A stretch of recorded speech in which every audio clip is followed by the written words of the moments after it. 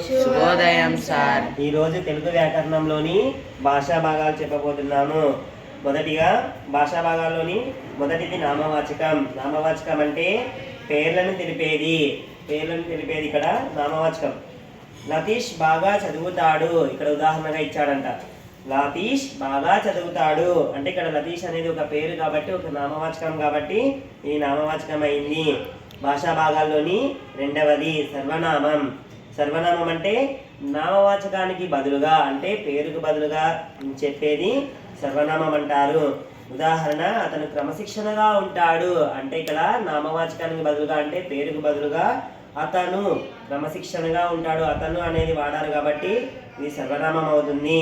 విశేషణం భాషా భాగాల్లోని మూడవది. నామవాచకము సర్వనామం యొక్క గుణాన్ని లేదా లక్షణాన్ని తెలిపేది.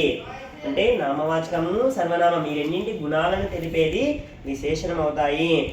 తెల్లని పువ్వులు ఉదాహరణగా ఇచ్చాడు. ఇక్కడ తెల్లని ఇది విశేషణం అవుతుంది. ఇక్కడ భాషా భాగాల్లోని నాలుగవది క్రియ.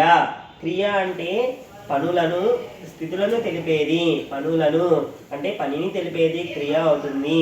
ఇక్కడ ఉదాహరణ రాము బడికి వెళ్ళాడు. ఇక్కడ వెళ్ళాడు అనేది క్రియ కాబట్టి ఇది క్రియ అవుతుంది. భాషా భాగాల్లోని ఐదవది అవ్యయం. అవ్యయం అంటే లింగం కానీ వచనం కానీ విభక్తి కానీ ఇలా లేని పదాలనే మనం ఏమంటాం ఇక్కడ అవ్యయము అంటాము. ఉదాహరణ ఆహా ఆ రుచి ఎంత బాగుందో. ఆహా ఆ రుచి ఎంత బాగుంది అంటే ఆహా అనేది ఇక్కడ అవ్యయం, అందుకే దీన్ని అవ్యయం అంటారు.